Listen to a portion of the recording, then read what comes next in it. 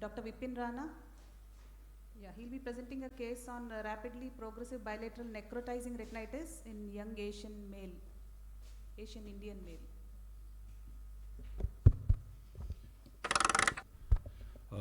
Good morning, everybody. Today I shall be presenting one of the rarest cases seen in the world. So, my patient was a 27-year-old male patient. He was soldier by profession and presented with complaints of diminution of vision in both eyes, which was rapidly progressive and was sudden in onset and painless, associated with redness, and there was no significant negative ocular history. So there was a history of febrile illness with swelling of the parotid glands for the 3 days before decrease in the vision. And he was treated conservatively with NSAIDs at another center and was presented to our center for further evaluation for ocular symptoms. So there was no significant personal and the family history, and general and systemic examination post this mumps infection was normal. So the ocular examination, the distant visual acuity best corrected in both eyes was counting finger close to face with accurate projection of rays, and in anterior segment there was flare 2+ in both the eyes. On fundus examination, this was a very classical picture, which it was a gyroid shaped cerebriform lesions, which were mainly perivenular and extending from disc through the fovea through the posterior pole to the mid periphery. The similar picture was seen in the left eye also. So the provisional diagnosis was mumps retinitis in view of the history of mumps present and the classical cerebriform lesion which is seen, which was described in the previous 4 case reports which have been reported in the literature since 2010.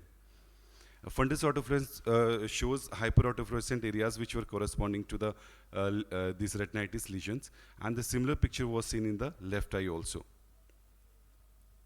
So the fundus fluorescein angiography showed mild hyperfluorescent areas which were corresponding to these retinitis lesion, and there was presence of this petalloid appearance also in the right as well as in the left eye. Similar findings in the left eye too.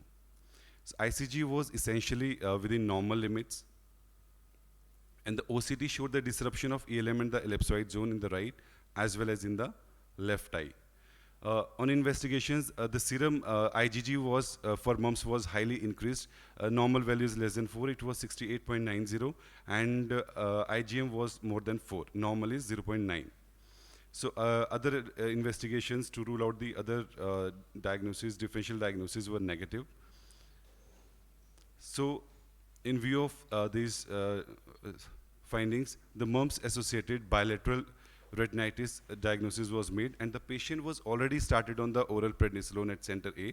So we added the oral val acyclovir 1 gram TDS, and in the literature there are only 4 cases have been reported, and out of them in 1 case, which was the last described case, hyperbaric oxygen therapy was given.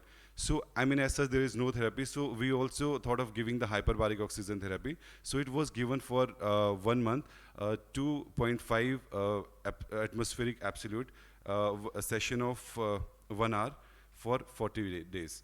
And to our surprise, post-hyperbaric oxygen therapy lesions resolved within 2 days. The lesions were same almost for the 10 days, but post-hyperbaric, they resolved within 2 days. However, the anatomical outcome was fine, but the functional outcome was poor. So OCT follow-up showed showed ellipsoid zone disruption and the foveal thinning in the right as well as in the left eye. And so in the literature, these are the 4 cases. The first was described by the LVPI in 2010, which showed it was in the retina diagnostic challenges. So why our case is unique? This is the first reported case in an adult patient. Only 4 cases reported priorly, that too in children. This is the first case where multimodal and ultrawide field imaging has been carried out. And our case demonstrates rapid healing of retinitis lesion following hyperbaric oxygen therapy. Thank you. Thank you.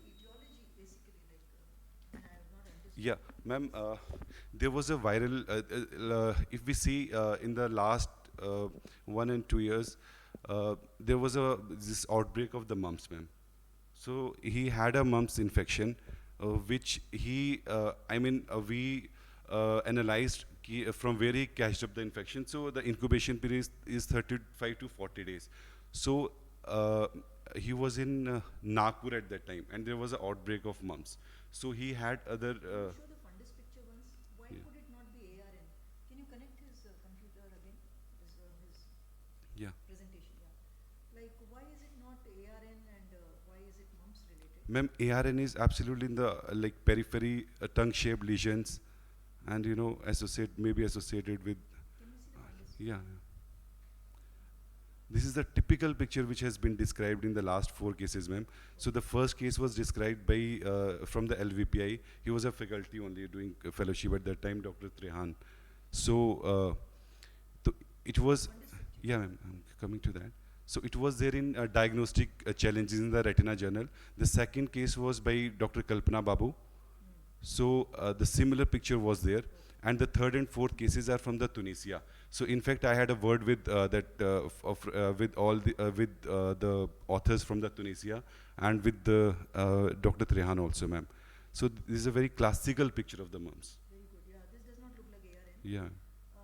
And this valaciclovir works for the mumps virus? No, ma'am. Nothing works. Actually, nothing works. But in all the cases, I mean, valcyclovir was given. So, I mean, instead of giving nothing and just telling the patient you'll go blind, so we have to do something. So it's an immunological phenomena rather than. Ma'am, viral. the theory which has given is it direct invasion, immunological, or combined. It's just a speculation. Steroids was added for this patient? Steroid was added, ma'am. Any role for intravitreal antiviral like ganciclovir or foscarnet? Nothing, ma'am. Nobody has tried. No. And all 4 cases were children. He was the first adult. Very good, excellent. The documentation is also very good. Thank you so much, ma'am. Rare case. Yeah. Yes. Very nice. Sure. Thank you so much, ma'am. Very good. So, There's no retina detachment described in this. So that's We have seen now it's completely incorporated. He can have some peripheral vision, like he can walk without support in his house. so the previous cases, as madam has told, like down the line, is there a risk of retinal breaks and retinal detachment? The other cases which previously have been, no. Just like, atrophy is there, but there are no retinal breaks. and pulse steroids was given and not Not in